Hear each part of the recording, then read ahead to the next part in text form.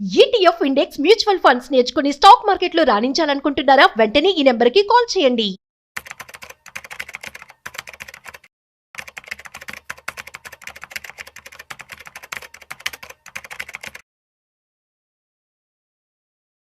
Sir నమస్తే sir. Sundara Reddy గారు. నమస్తే సార్. సుందరారెడ్డి గారు, గత 2 సంవత్సరాల నుంచి మార్కెట్లు నెగటివ్ రిటర్న్స్లో ఉన్నాయి.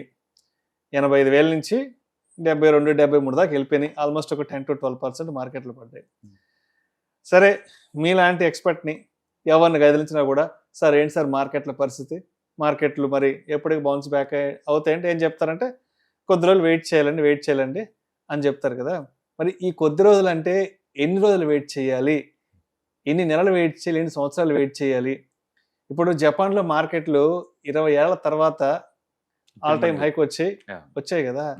అంటే ఇప్పుడు మరి ఇక్కడున్న ఇండియన్ ఇన్వెస్టర్స్ కూడా మరి వెయిట్ చేయాలి అన్నదానికి ఒక 5 ఏళ్ళు వెయిట్ చేయాలా, 10 ఏళ్ళు వెయిట్ చేయాలా, 15 ఏళ్ళు వెయిట్ చేయాలా? ఏంటి ఈ వెయిట్ చేయడం అనే దానికి ఉన్న పారామీటర్ ఏంటి అసలు? బేసికల్గా ఏ ఎక్స్పర్ట్ అడిగినా సరే వాళ్ళ సొంత ఒపీనియన్ వాళ్ళు ఎప్పుడు చెప్పరండి, హిస్టరీ చూసి చెప్తారు అంతే. ఇప్పుడు ఒక మ్యూచువల్ ఫండ్లో పెడితే ఎంత వస్తుంది అన్నారనుకోండి, హిస్టరీ రిఫరెన్స్గా బేస్గా తీసుకొని యావరేజ్ మీద ఇంత వస్తుందని చెప్తారు తప్ప వాళ్ళ ఒపీనియన్ ఓన్గా ఇంత అనుకుంటున్నా అలా చెప్పలేరు ఎవరు. చార్టిస్ట్ ఎప్పుడు చార్ట్ హిస్టరీలో ఉంది, ఫ్యూచర్లో ఇంత రావచ్చు ప్రాబిలిటీ అని చెప్తారు అంతే. అందుకని ఎన్ని రోజులకి ఈ మార్కెట్ పడితే ఎక్కడ దాకా పడితే బౌన్స్ అవుద్దని అనేది ఎవరు వెయిట్ చేయలేరు. అలాంటి ఇండికేషన్ లేదు, అసలు ఇండికేటర్ లేవు కూడా ఎక్కడ కూడా. మరి మనం ఎప్పుడు పెరిగిద్ది అంటున్నారు కదా, ఎప్పుడు స్టార్ట్ అవుద్ది పెరగటం అని అంటే మనం ఎనీ పాయింట్ ఆఫ్ టైంలో మార్కెట్ మనం చూసాం అనుకోండి, నీకు 3 రకాలుగా రిస్క్స్ ఉంటాయి, 3 రకాలుగా ఫాలో అవుద్ది. ఒకటి టెంపరీగా పట్టాం, మార్కెట్ టెంపరీగా పట్టాం ఏదో ఒక ఇష్యూ వల్ల, స్ట్రక్చరల్ ప్రాబ్లమ్స్ కావాలి, ఏదో ఒక ఇష్యూ వల్ల, అంటే పొలిటికల్ అన్సర్టనిటీ వచ్చింది, కోవిడ్ లాంటివి వచ్చినాయి, వార్ లాంటివి వచ్చినాయి. ఇది కొన్ని 100 సంవత్సరాలు జరగవు కదా, 2 ఏళ్ళు 3 ఏళ్ళు 5 ఏళ్ళు జరుగుతాయి కదా. అంటే ఒక ఈవెంట్ ఏదైనా వస్తే దానివల్ల వచ్చిన సైడ్ ఎఫెక్ట్స్ ద్వారా ఒక 2 to 3% ఆగిపోయాయి అనమాట ఎక్కువ సార్లు. ఇవి టెంపరీ ఫాల్ అనుకోవచ్చు మనం. ఇప్పుడు ఇక్కడ ఏమొద్దంటే సెంటిమెంట్స్ డౌన్ అయిపోతాయి, అందరికి పెసిమిస్టిక్ వ్యూ డెవలప్ అవుతుంది, అండ్ మార్కెట్లో ఉంచుకోలేక పొజిషన్స్ మొత్తం అమ్మేస్తూ ఉంటారు. ఇలాంటివి జరుగుతూ ఉంటాయి అనమాట ఇక్కడ. బట్ ఇవన్నీ క్విక్ రికవర్ అవుతాయి, పోగొట్టుకొని తిరిగి వచ్చేది. ఎందుకంటే అది రియల్ ప్రాబ్లం కాదు, అది రియల్ ప్రాబ్లం కాదు, అంతే క్విక్గా మళ్ళీ మూవ్ అవుతుంది అనమాట అది. అందుకని సపోజ్ ఇప్పుడు గల్ఫ్ నుంచి రిమిటెన్స్ తగ్గుతాయి అని చెప్పేసి ముందే వాటిని షార్ట్ కొడతారు. కానీ గల్ఫ్లో అన్ని బాగానే ఉన్నాయి కదా, ఫ్లైట్ బాగానే తిరుగుతున్నాయి కదా, యుద్ధం జరుగుతుంది ఒకవైపు జాబ్లన్నీ బాగానే చేసుకుంటున్నారు కదా, అక్కడ ఏం క్లోజ్ చేయలేదు కదా. ఈవెన్ ఎడ్యుకేషన్ వ్యవస్థ కూడా లేదు, ఆన్లైన్లో చెప్పుకుంటున్నారు తప్ప వాళ్ళు స్కూల్ నేను క్లోజ్ చేయలేదు కదా. అంటే ఇంకొక ఆపర్చునిటీ ఓపెన్ చేసుకుంటున్నారు ఇది క్లోజ్ అయితే. అంతే, మనం ఊహించినంత ఎఫెక్ట్ ఉండకపోవచ్చేమో, బట్ ఈవెంట్ జరిగినప్పుడు మార్కెట్ ఉలిక్కి పడుతుంది, మార్కెట్ పడగొట్టిద్ది. ఈవెంట్ అయిపోయిన తర్వాత లెక్కలు చూసుకొని అరే నేను అనుకున్నంత పడలేదు ఈ మార్కెట్ అని చెప్పి మళ్ళీ పైకి లేద్ది. అంటే వీ షేప్ రికవరీ జరిగింది అనమాట. అవి షార్ట్ టర్మ్ వాలటిలిటీ. యూజువల్గా ఏంటంటే ఏదో ఒక ఈవెంట్ అనమాట, వారు అంటే పొలిటికల్ అన్సర్టనిటీ ఇలాంటిది జరిగితే అవి క్విక్గా రికవర్ అవుతాయి, విత్ ఇన్ 3 yearsగా రికవర్ అవుద్ది. ఇప్పుడు దాకా మనం చూసిన అన్ని లేదు, ఈ టైప్ ఇండియాలో చూసినాయి. కోవిడ్ కావచ్చు 6 నెలల్లో రికవర్ అయింది, అండ్ 2008లో కావచ్చు 2 yearsలో రికవర్ అయింది. ఇండియాలో ఇప్పుడు చూసిన ఈ 31 yearsలో మనం నిఫ్టీ వచ్చిన కానీ చూసుకుంటే కనుక 31 years నుంచి చూస్తే ఆల్మోస్ట్ మ్యాక్సిమం లేదా 2 years ఉంది వర్స్ట్. 3rd year కల్లా ఎంతకంత రికవరీ స్టార్ట్ అవుతుంది అనమాట. రైట్. అండ్ రెండోది ఎకానమీ సైకిల్స్ కనుక టర్న్ అయితే, ఇప్పుడు వడ్డీ రేట్లు బాగా పెరుగుతా పోతుంది అనుకోండి, మార్కెట్ చాలా పెయిన్ గురవుద్ది, మార్కెట్ స్లో అయిపోతుంటుంది. ఈ వడ్డీ రేట్లు పెరిగి పెరిగి పెరిగి పెరిగి ఒకసారి అవుతాయి కదా, ఇది పడే కొద్దీ ఎకానమీ ముందు పోతూ ఉంటుంది, అట్లా ఎకానమీ సైకిల్తో గేమ్ ఆడటం. ఇదేంటంటే 3 to 7 years దాకా ఉండొచ్చు. అలాంటప్పుడు 3 to 7 years వరకు ఉండొచ్చు ఇలాంటి ఎకానమీ సైకిల్స్. ఇండియాలో ఇలాంటి పెద్ద ఇప్పటిదాకా ఏం రాలేదు, ఇండియాలో ఈ టైప్ అయితే ఎప్పుడు రాలేదండి. బట్ మామూలుగా అయితే డెవలప్డ్ ఎకానమీలో వస్తుంటాయి ఇలాంటి. ఇప్పుడు థర్డ్ వన్ స్ట్రక్చరల్ చేంజెస్ ఏమైనా జరుగుతుంటే, స్ట్రక్చరల్ ఏంటంటే ఓల్డ్ ఏజ్ వాళ్ళు ఎక్కువ అవుతున్నారు, యూత్ తగ్గుతుంది, అండ్ జాబ్స్ సాచురేషన్కి వచ్చేసింది, ఇంకా ఫర్దర్ గ్రోత్ ఏం లేదు. ఇప్పుడు యూరోప్లో అనుకోండి 2% గ్రోత్ ఉంటాయి, ఏదైనా ఇష్యూస్ వల్ల అది కూడా ఆగిపోయింది అనుకోండి రిసెషన్కి వెళ్ళిపోతాయి. ఇండియా అలా కాదు, 6-7% గ్రోత్ ఉంటుంది కదా, తగ్గిన కూడా మనల్ని 5 కన్నా తక్కరంగా మినిమం గ్రోత్ ఉంటుంది. కానీ స్ట్రక్చరల్గా మనల్ని కూడా ఇండియాలో ఓల్డ్ ఏజ్ పాపులేషన్ ఎక్కువ అవుతుంది అనుకోండి, స్ట్రక్చరల్ చేంజెస్ వస్తాయి కదా. ఇంకా అలాంటి ఎకానమీ ఏదైనా స్లో అయ్యే ఛాన్స్ ఉంటే టోటల్ ఎకానమీ కూడా ఇప్పుడు 6 to 7% గ్రోత్ నుంచి మనం కూడా 1 to 2% గ్రోత్కి వచ్చాం అనుకోండి, ఎకానమీ పెరిగే కొద్ది ఏమవుద్దంటే బేస్ పెరుగుతుంది కాబట్టి నీకు ఇంకా ఫాస్ట్గా ఇంత ముందులా పెరగనమాట. ఇప్పుడంటే మన 4 trillion కాబట్టి ఎవ్రీ 2-3 yearsకి ఒకసారి 1 trillion యాడ్ చేస్తున్నాం. నువ్వు 20 trillion అయ్యావు అనుకోండి, ఆ స్పీడ్ ఉండదు కదా. అందుకని స్ట్రక్చరల్గా నువ్వు ఏదైనా చేంజ్ జరిగింది అనుకోండి, డెమోగ్రఫిక్ చేంజెస్ కావచ్చు, లేదా లాంగ్ టర్మ్ గ్రోత్ స్లో అవుతుంది అనుకోండి, అప్పుడు స్ట్రక్చరల్ స్లో అవుద్ది, ఎకానమీ స్లో అవుద్ది, అప్పుడు ఇంకా రిటర్న్స్ కూడా తక్కువ అవుతుంటుంది.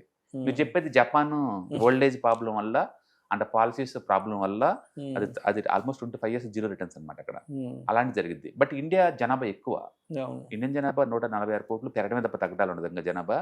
ఇంకా మన యూత్ పాపులేషన్ ఎక్కువ ఉంది ఇక్కడ, అందుకని మనకి స్ట్రక్చరల్ ప్రాబ్లమ్స్ రాదు, ఎకానమీ సైకిల్స్ టూ మచ్ మన ఇండియన్ ఎఫెక్ట్ అవ్వదు. మన ఇండియన్ ఎకానమీ ఎక్కువ సార్లు ఎఫెక్ట్ అయితే టెంపరీ వాలటిలిటీ నుంచి ఎఫెక్ట్ అవుద్ది. ఇది జనరల్ గా 2 to 3 years ఉంటుంది. అందుకని ఏ ఎక్స్పర్ట్ అయితే ఏమవుతాడంటే మాక్సిమం 2 years పడిద్దాం, మా తర్వాత రికవర్ అవుద్దని చెప్తారు జనరల్ గా. అవన్నీ హిస్టారికల్ డేటా చూసుకుని తప్ప ఎగ్జాక్ట్లీ ఇక్కడ నుంచి పడుతుంది, ఇక్కడ నుంచి పెరుగుతుంది అనడానికి ఏం లేదు. అయితే చార్ట్లో ఏముంటుంది, టెంపరీగా ఏదంటే ఎక్కడ బౌన్స్ అయింది అనుకోండి, ఇంతకుముందు అయింది కాబట్టి ఇప్పుడు కూడా అయ్యే ఛాన్స్ ఉంది, అలా చెప్తాం అంతే. కాబట్టి టెంపరీ వాలటిలిటీ వస్తేనేమో 2 to 3 years. ఇండియాలో ఎక్కువ సార్లు వచ్చేది ఆ టెంపరీ వాలటిలిటీ, అది వరల్డ్ వైడ్ ఇష్యూస్ వల్ల వస్తుంది. రెండోది economy cycles up and downs వల్ల ఒక 3 to 7 years వరకు, అంటే ఒక 5 to 7 years అనుకోండి, అవి ఆపుతుంది నేను టెంపరీగా. బట్ ఓవరాల్ స్ట్రక్చరల్గా చేంజెస్ వస్తుంది అనుకోండి, ఎకానమీ స్లో అవటం, అంటే పాపులేషన్ ఇదవ్వటం, అన్ఎంప్లాయ్మెంట్ ఎక్కువ అవటం, ఇలాంటి జరిగింది అనుకోండి, అప్పుడు గ్రోత్ స్లో అయిపోద్ది. కాబట్టి అది రియల్ ఎఫెక్ట్ అవుద్ది. అందుకని ఇండియా లాంటివి స్ట్రక్చరల్ డిక్లైన్స్ ఇప్పుడల్లా ఉండవు కాబట్టి ఏదైనా economy cycle or temporary volatility వల్ల మనోళ్ళు లేట్ అవ్వచ్చు. అందుకని నేను వరస్ట్ అనుకుంటే ఇండియాలో మేబీ 5 to 7 years స్లో అవుతాయేమో కానీ జపాన్ లాగా 10 years 20 years ఉండవు అసలుకి. ఎందుకంటే మన గ్రోత్ పేజ్లో ఉన్న బాగా గ్రోత్ అప్ టు 10 trillion వరకు కూడా ఈజీ గ్రో అవుతాం మనం. ఎందుకంటే జనాభా అఫోర్డబిలిటీ ఉంది మన దగ్గర, కన్జంప్షన్ ఉంది కాబట్టి. అండ్ ఇండియాలో ఎక్కువ గ్రోత్ ఇంటర్నల్ గ్రోత్ నుంచి 5 వచ్చిందండి బై డిఫాల్ట్. నీకు అంతకన్నా ఎక్స్ట్రా రావాలంటే ఎక్స్పోర్ట్ చేసుకోవాలి అంతే. అందుకని మన ఎక్స్పోర్ట్స్ అన్ని బ్యాన్ చేసుకొచ్చినా సరే ఇంటర్నల్ గ్రోత్ నీకు 5 దాకా వస్తుంది అనమాట. అందుకని మన దగ్గర ఎకానమీ బాగుంటుంది కాబట్టి ఎకనామిక్ సైకిల్స్ కూడా పెద్ద ఎఫెక్ట్ అవ్వవు. ఓన్లీ వరల్డ్ వైడ్గా వచ్చిన ఇష్యూస్ వల్ల టెంపరీ వాలటిలిటీ ఉంటుంది. అది ఇప్పటి వరకు అయితే 2 to 3 years వరకే ఉంది అంతే. ఇప్పుడు ఆల్రెడీ మనం 2 years లోలో ఉన్నాం కాబట్టి ఇక్కడ నుంచి పడేదానికన్నా కూడా అది టైం కరెక్షన్ కానీ అయ్యి లేదా ఎంతకంత రికవర్ అయ్యే ఛాన్స్ ఎక్కువ ఉందని అట్లా అనుకోవచ్చు. ఏదైనా కానీ మార్కెట్లోకి వచ్చేటప్పుడు మీరు ఈక్విటీ జోలు వెళ్తున్నారు అనుకోండి, మెంటల్గా ప్రిపేర్ అవ్వండి. 3 to 5 years తర్వాత ఉండేలాగా ఉంటేనే దింజోలు రావడం బెటర్. అండ్ అదే నీకు డెట్ టు ప్లస్ ఈక్విటీ పెట్టారనుకోండి, మీరు 3 yearsకి బ్యాక్ వెళ్ళిపోవచ్చు. అట్లా మీరు కన్జర్వేటివ్గా ఉంటే ఈజీ అనమాట. అచ్చం ఈక్విటీ ఉంటే మాత్రం మీరు ప్లాన్ చేసుకోవాలి మినిమం 5 yearsకి అట్లా. బట్ హిస్టరీ ఏం చెప్తుందంటే 7 years అనుకుంటే ఈక్విటీలో మీకు లాస్ అయ్యే ఛాన్స్ 0 అని చెప్పింది. మీరు నిఫ్టీలో కానీ సెన్సెస్లో కానీ పెట్టి ఇన్వెస్ట్ చేస్తే 7 years ఉంటే హిస్టరీ అది చెప్తుంది. Thank you sir. Hello friends, financial freedom మీద వెబినార్ జరగబోతుంది. ఇది డైలీ 3 hours ఉంటుంది, 3 days ప్రోగ్రామ్. దీంట్లో మీకు ఫైనాన్షియల్ ఫ్రీడమ్ ఎలా సాధించవచ్చు via with ETFs, index funds, mutual funds ద్వారా డీటెయిల్ గా ప్రాక్టికల్ వేలో మీకు ఎక్స్ప్లెయిన్ చేయబడుతుంది. అండ్ దీంట్లో ఎనీ డౌట్స్ ఉన్నా సరే ఇమీడియట్ గా వెబినార్ లోనే ఎక్స్ప్లెనేషన్ చెప్తారు. అండ్ అలాగే మ్యూచువల్ ఫండ్స్ ఎగ్జామ్స్ ఎవరైనా రాద్దాం అనుకున్నా సరే, మ్యూచువల్ ఫండ్ డిస్ట్రిబ్యూటర్ గా మీరు సెటిల్ అవ్వాలన్నా సరే ఎలా చేయొచ్చు, వాటికి సంబంధించిన డీటెయిల్ ఎడ్యుకేషనల్ వివరాలు మొత్తం కూడా ఈ ప్రోగ్రామ్ లో డీటెయిల్ గా చెప్పబడుతుంది. కాబట్టి ఎవరైనా సరే ఈ వాలటిలిటీ ఉన్న ఈ స్టాక్ మార్కెట్ లో స్టేబుల్ గా ఉండి అండ్ మంచి returns via with ETFs, index funds, mutual fund ద్వారా ఎలా సంపాదించవచ్చు, ఎందుకు ఇవి ఇంపార్టెంట్, ఫైనాన్స్ ఫ్రీడమ్ కి ఎలా ఉపయోగపడతాయో ఇవన్నీ కూడా డీటెయిల్ గా ఎక్స్ప్లెయిన్ చేయబడుతుంది. కాబట్టి ఎవరైనా ఇంట్రెస్ట్ ఉన్న పార్టిసిపెంట్స్ అందరూ కూడా ఈ అవకాశాన్ని వినియోగించవలసిందిగా కోరుతున్నాను. Thank you.